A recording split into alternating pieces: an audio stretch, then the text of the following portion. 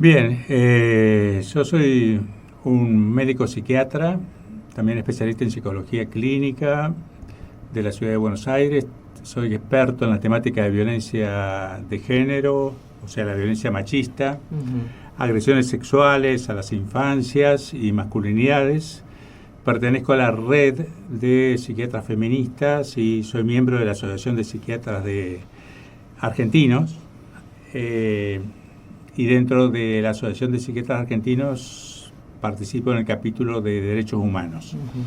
Así que vine aquí a Posadas a hablar con María Obando, verla, entrevistarla en la cárcel, ver cómo estaba, y porque esta es una situación que nos preocupa mucho, no solo la de María, sino que en todo el país y en la capital federal, por ejemplo, se criminaliza a mujeres pobres, se les saca a los chicos, se rompe esa estructura afectiva, familiar, se espera que las mujeres pobres que no tienen ninguna asistencia del Estado, y como hemos visto aquí y en otras provincias, ni siquiera muchas veces tienen documentos propios y no tienen los beneficios o los subsidios que el Estado le puede dar a las que tienen derecho. Y ni asistencia tampoco ni para asistencia, que puedan... tampoco para que puedan obtener esos, participar de esos recursos que el Estado distribuye. Y pasa en todos lados esto, pasa en todos lados, lamentablemente. Y bueno, pero el caso de María Obando sería un caso testigo. En donde ¿Cómo toma conocimiento del caso de María? Tomé conocimiento en su momento ante el primer juicio a través de los medios de comunicación y luego de todo lo que hicieron circular las compañeras feministas. Y es un caso testigo porque además ha sido condenada a esa cantidad de años terribles que les pasa a muchísimas mujeres, ¿no? Que las consideran culpables de evitar un abuso sexual o una agresión sexual a sus hijos. Y por otro lado, porque el caso está en el Tribunal Superior. Entonces el Tribunal Superior tiene la obligación de fallar con perspectiva de género y tener en cuenta todas estas cuestiones que los tribunales anteriores no han tenido en cuenta. Porque si no falla con perspectiva de género, puede ser cuestionado, obviamente, porque ya hay leyes y la ley Micaela y los cambios un marco normativo, digamos. Hay un marco normativo, exactamente, que exige a los jueces y juezas que fallen con perspectiva de género. Y si no, irá a la Corte, y si no, tendrá que ir a la Corte Interamericana de Derechos Humanos, que seguramente va a fallar con perspectiva de género y que tiene muy en cuenta esta cuestión de judicialización de las mujeres pobres. En la provincia se repite mucho, porque bueno, el caso de María justamente es un caso testigo, pero ya han habido otros casos también, como el de Victoria Aguirre en nuestra provincia, que también a pesar de que ella lleva a su niña discapacitada a atenderla, también tuvo que salir todo el colectivo de feministas de Misiones para poder apoyarla y acompañarla, porque también en la soledad es una condena a estar mientras viva en una cárcel. Y se repite mucho. Hace poquito también a los padres, a los dos padres, también en estas condiciones de vulnerabilidad, que toda la familia tendría que haber sido asistida, y los condenaron también porque se les murió un hijo en esas condiciones. Sí,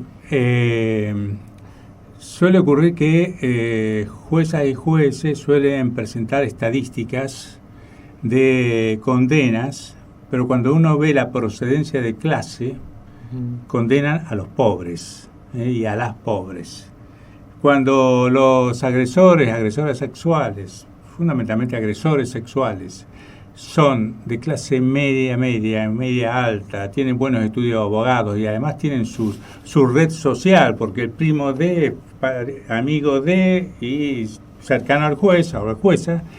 Cuando está esa situación, en general salen, zafan de las condenas. Yo recuerdo haber participado en Santiago del Estero, en un juicio que fue el primer juicio donde se condenó a un profesional. Nunca se había condenado a un profesional, siempre se había condenado a los pobres nada más. Y el abogado defensor decía, pero no, si es un profesional, por favor, los agresores sexuales están en todas las clases sociales, en todas. Hay jueces agresores sexuales, hay psiquiatras agresores sexuales, psicólogos agresores sexuales, empresarios, están en todas las clases sociales. Y eso quizás está muy vinculado también a la falta de acceso a la justicia y a las posibilidades que tienen los sectores más vulnerables, que son, por eso las cárceles también están abarrotadas de personas que tienen muy pocas o escasas posibilidades, salvo que sea un defensor público que los represente para poder defenderse, ¿no? Sí. En situación similar también los pueblos originarios. Exacto. Un juez me decía el otro día en un congreso que cuando una mujer va ingenuamente al Poder Judicial, es decir, que va sin apoyo de abogados o abogadas que tengan perspectiva de género, que entiendan de qué se trata esta violencia, que va sin el apoyo de o terapeutas y grupos feministas, es una mujer que, si va ingenuamente, va a entrar al Poder Judicial, va a hacer la denuncia y cuando se retira con dos problemas. El problema con el que llegó y el problema de haber hecho la denuncia. Porque, salvo que en el sorteo le toque un juzgado que tenga perspectiva de género o que si no están muy formados pero son personas sensibles y que tratan de ver toda la situación, bueno, entra a una picadora de carne. Entra a una situación que le lleva a muchas madres protectoras a no entender lo que está pasando y pasan años de su vida ligadas al Poder Judicial. Se les jode la vida ligadas al Poder Judicial. Es decir, secretarios de juzgado, peritos del Poder Judicial, etcétera. No estoy hablando de aquellos que trabajan bien, sino de aquellos que trabajan mal, que son su gran mayoría,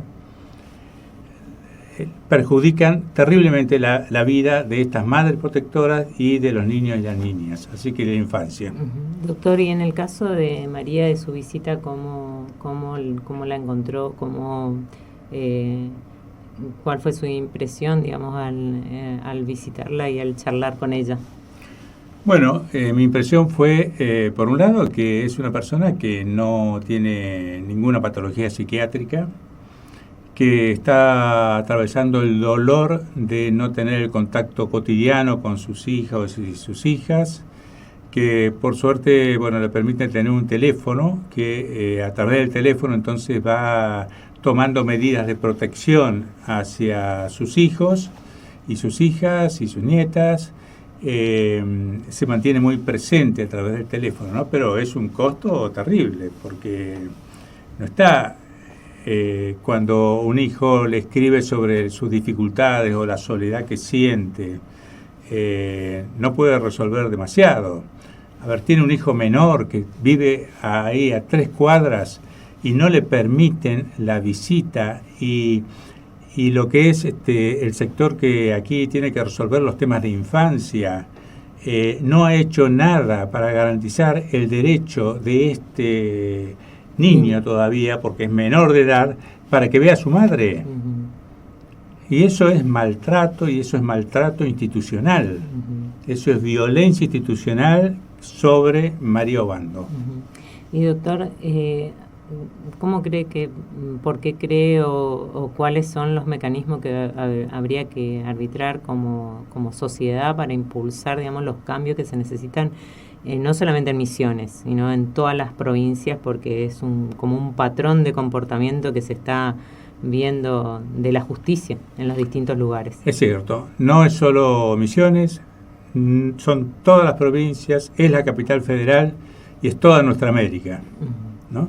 Y en todos los lugares las mujeres están luchando y consiguiendo avances, pero necesitamos reformas más profundas, ¿no? Por eso hablamos de una reforma judicial feminista, una reforma judicial que incorpore la perspectiva de las mujeres y los conocimientos de la perspectiva de género. Pero también necesitamos, con cambiar solo el Poder Judicial no basta, necesitamos que haya educación sexual integral, porque necesitamos que no se sigan formando varones violentos. Una encuesta que salió hace 48 horas en España muestra que casi el 22-23% de los varones entre 15 y 19 años considera que cuando discute con su pareja, le pega por una discusión, la agrede, le controla el teléfono, la insulta, la denigra, no es violencia de género. O sea, tenemos un altísimo porcentaje de varones que se pueden constituir ya como jóvenes adultos en golpeadores o asesinos. Y lo terrible es que había cerca de un 11% de jovencitas que consideraban que todo eso, los golpes, la denigración, los insultos, las amenazas, no era violencia machista.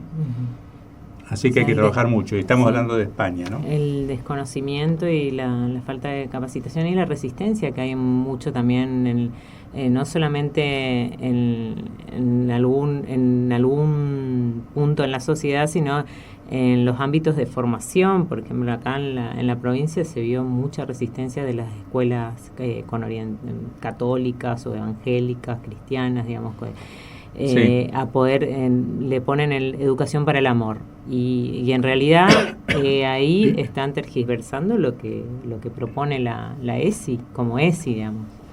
Sí, educación para el amor, y muchísimos sectores conservadores vienen con esa mentira que la educación sexual integral le quiere cambiar el sexo a los chicos, o enseñarles a tener relaciones de muy pequeños. Mentiras absolutas.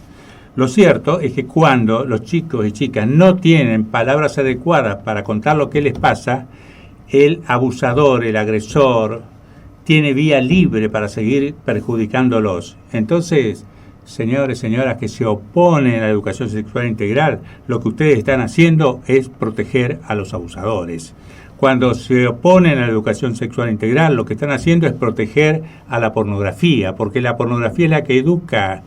Porque los chicos con los celulares tienen acceso a la pornografía ya a los 8 o 9 años en forma circunstancial, no porque lo estén buscando, pero a partir de los 12 años hasta los 19 ven pornografía diariamente, más del 90% de los varones, y se masturban con eso y viven emocionalmente con eso, y la pornografía les enseña a ser violento y a descalificar a las mujeres.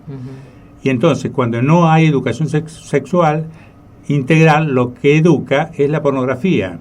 Acá en la provincia hubo un episodio hace 2 años o antes de la pandemia, justamente en un colegio católico, que los compañeros hacían grupos en los que pergeniaban o organizaban futuras violaciones a sus compañeras, y bueno, se visibilizó ese espacio, y también ahí salió en escena la necesidad de que en las escuelas que denominan bajo estos términos de educación para el amor, que se empiece a dar la ESI como corresponde, porque los varones también están siendo víctimas, digamos, de las presiones de la misma sociedad, pero y no acceder a la información que realmente los haría formarse de otra manera, y que se generen nuevas generaciones de masculinidades, digamos, con esa nueva perspectiva, y que sería mucho más mejor para todos, digamos, ¿no? Exacto, porque cuando los adolescentes, el grupo de adolescentes, de chicos, están pensando en ver cómo violar, lo que están haciendo es reproducir la práctica pornográfica. Entonces necesitan educación sexual integral, porque cuando comprenden lo que todo esto significa, la mayoría de los pibes cambian. Ahora, si venís con creencias y decís, no, vamos a decirle, no, eso no se hace, con decir no se hace no sirve, sin decir, tenemos que amar al prójimo, con decir eso no sirve. Eso, a ver, no sirve, necesitan información, necesitan formación en diferentes perspectivas. Entonces, que cada uno sostenga la posición religiosa que quiere, cree en quien quiera, pero lo que no puede hacer es que se le sigan negando los derechos a los niños, a las niñas, a la infancia, a tener una formación diferente y a poder defenderse de los agresores sexuales y a poder buscar ayuda cuando alguien intenta abusar de ellos.